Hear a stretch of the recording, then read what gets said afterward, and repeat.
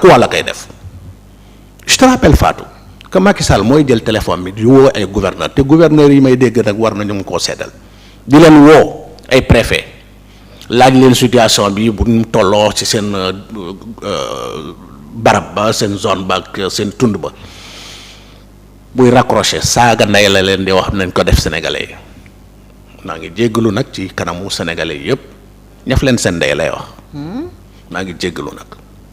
pour ñooñu dal ci kaw askan bi. Absolument. ba may dégg nañ fi ne préfet ne gazé la presse jamono yi coowu Sonko loolu moom dégg nañ ko. Mais alors donc ces gens-là aussi se sont pris comme vraiment donc le nœud donc le nombril du monde maanaam ñoom ñooy jumbaxu àdduna bi donc dara du leen dal ñoom ñoo nekk au centre donc lu leen neex ñu def ko parce que au sommet dafa am ku leen di protéger.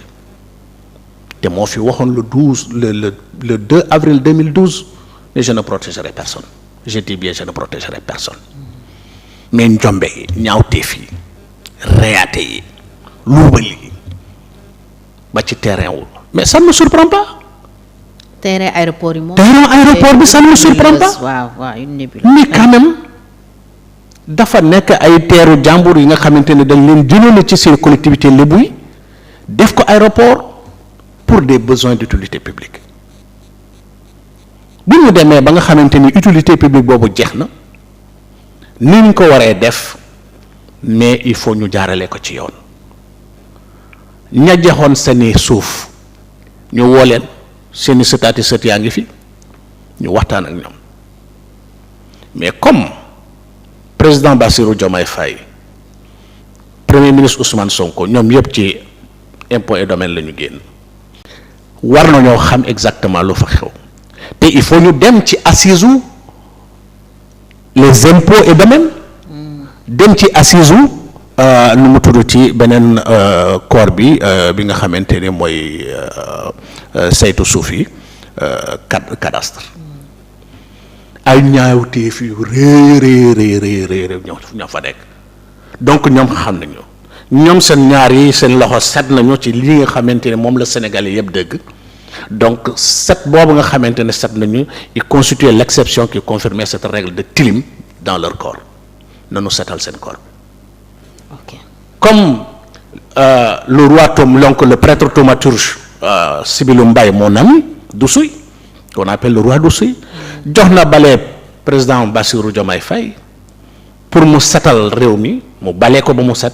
donc nañu commencer d'abord dans leur propre corps ils ont commencé par la justice donc deuxième étape bi na nekk vraiment donc à ce niveau là lépp li nga xamante ni dafa tilim ci biir impôt et domaine ak cadastre nañ ko génnee et toutes ces questions de terre là foofu la nekk il ne peut pas se passer quelque chose vraiment donc comment on peut immatriculer des terres au nom donc de personnes ay boo yi di ko nga xamante ne koy jaay di ko jël di ko jaay te nga ne donc ces deux milieux vraiment qui se chargent des questions édaphiques dans ce pays-là xamuñu ko non xam nañ ko donc il faut que seen collègue génne dossier yëpp ñu teg ko mu set wicc on réajuste mu am ay mesures yi nga xamante ne moom lañ teg ñi nga xamante ne ñoo ci muyee aussi ñu sanctionner la et je le dis je le répète s'il ne ramène pas Macky Sall dans ce pays-là ce mouvement-là va grossir et s'il grossit vraiment donc il finira vraiment par les avaler ñoom les nouveaux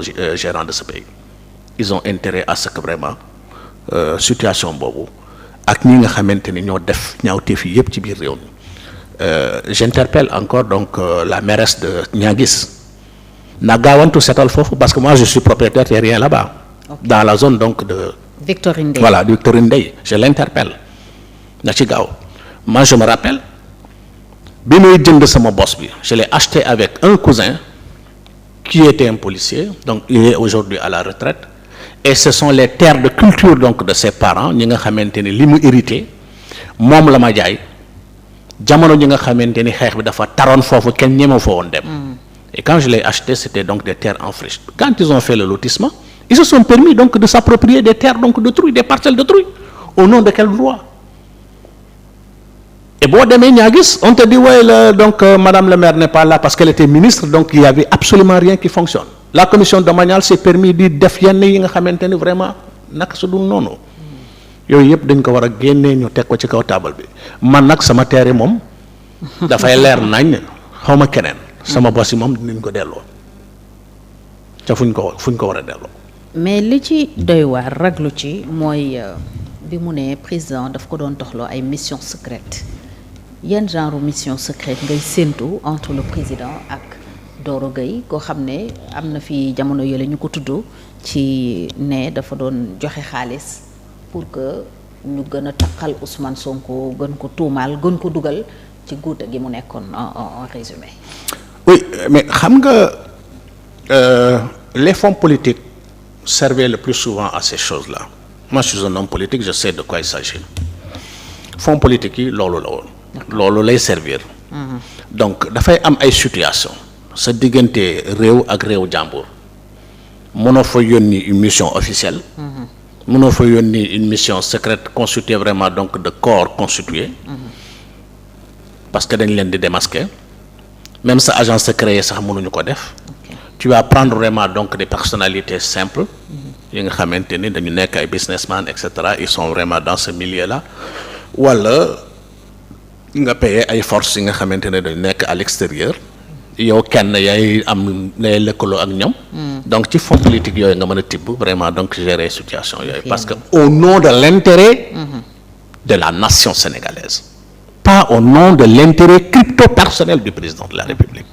mais nag Macky Sall mi nga xamante ni c'est un homme tordu du def leneen lu dul vraiment li nga xamante ni tey jii dafa nekk en guerre contre yow donc lu muy def mooy seet ñi nga xamante ni war nañoo mën a am ay relation ak yow mu jaar foofu guerre leen jox leen lu bari pour que ñu indil ko ay preuves yi nga xamante ni moo lay tàqal ci ay lii ak lii ak lii ak lii parce que il a vraiment un mental de tortue.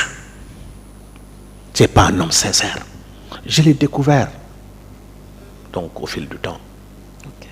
L'homme qui s'était présenté à nous au moment où il voulait conquérir le suffrage des Sénégalais, c'était un homme vraiment qui montrait une face radieuse. nit ñi yërëm ko wóolu ko malheureusement c'était vraiment plus qu'une vipère. Il avait effectivement, on n'avait pas constaté effectivement qu'il avait une langue fourchue comme un serpent. Malheureusement, loolu kooku moo ñu jiite woon pendant 12 ans et les conséquences sont là. donc lu mel noonu il faut nécessairement que Doro waxagul de il n'a pas pratiquement tout dit et tout ce qui a été fait doit être mis à la place publique pour que les gens sachent et que plus jamais ces choses-là ne se répètent dans ce pays-là. ñi mu ko jaay dañu war a perte c'est tout. c'est tout ce qui c'est 1 milliard 200. Absolument c'est comme li nga xamante ni li ñi occuper sunu plage yi. Ce n'est pas suspendre vraiment donc les constructions. Il faut tout raser. Tous les citoyens ont le droit d'accéder à la mer librement. Nul n'a le droit d'obstruer vraiment donc la vue de la mer ou d'interdire les uns et les autres pour que ñu bañ ci accéder. Au nom de quoi? Plage yi dañ ci war a dem librement. Plage autorisée ou interdite. Interdite de baignade, ok, mais pas interdite vraiment donc de marcher. De se prélasser. Loolu dañ ko war a arrêter. Et ensuite les bords de cours d'eau dañ ko war a réglementer.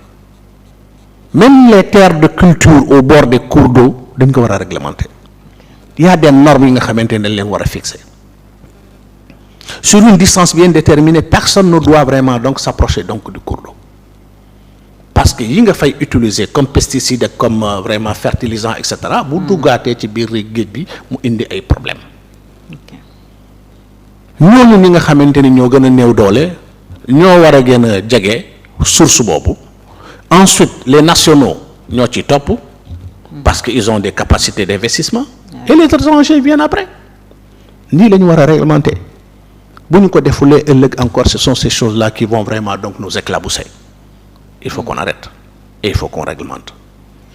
dégg nañ tam beneen coow suuf bu impliqué ay anciens pontes du régime ñuy tudd ku mel ni Cheikh Issa Sall bi jiite woon CDC ak sax ay jege ñaale président Macky Sall finalement foncier bu Sénégal dafa mel ni dafa nekkoon moyen de s'enrichir bu ñi fi nekkoon jiite ñu on peut vraiment tirer cette conclusion. xam nga ça avait commencé avec le président Abdoulaye Wade. oui. cité Kër Gorgui c'était une réserve foncière. waaw. Damel yi le kër Damel yi c'était des réserves foncières bi parti socialiste bàyyoon fii le régime du parti socialiste UPS EPS dafa waroon am ay poumons verts. oui aéroport bi d'ailleurs waxoon nañ fa. absolument pour que ñu def au moins. donc un poumon vert bi nga xamante ni dafay permettre. Dakar de respirer. oui.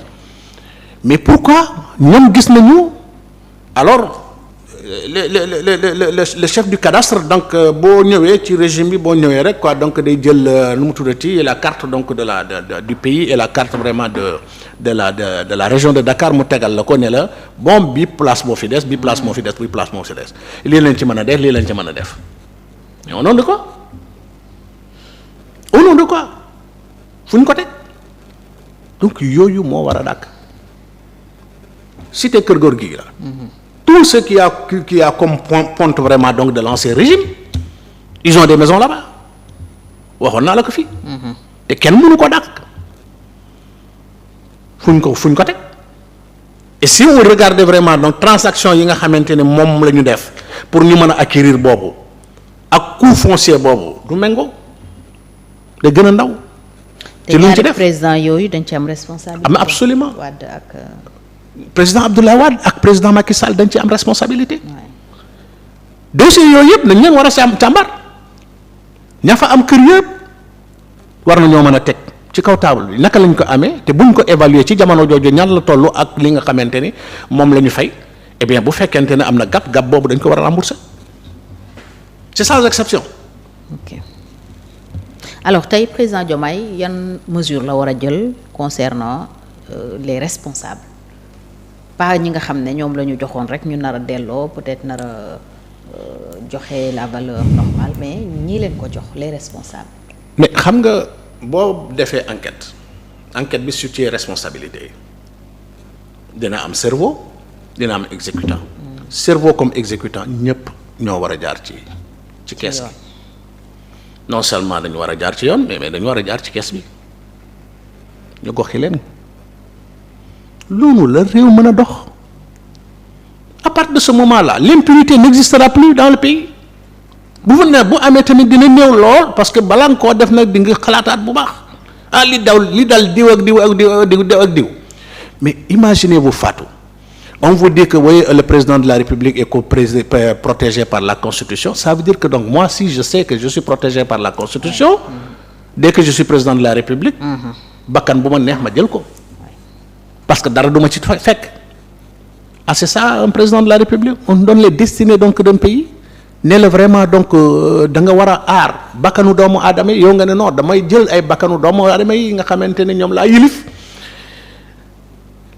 jël seen alal yàq ko nu mu ko neex nu mu ma neexee def ko nu mu ma neexee maag samay ñooñ qualifier la richesse nationale vraiment donc de taureau mort maanaam nag bu dee ku ne na nga ñëw jël dàgg li la neex nga yóbbu eh bien bu fekkente ne c'est ça vraiment donc protéger un président de la République franchement cette constitution là doit être déchirée et brûlée. pétition bi bëgg ñu indiwaat ko mu ngi continuer di dem mais ça ne bouge pas encore. mais il faut absolument que ça les lignes bougent.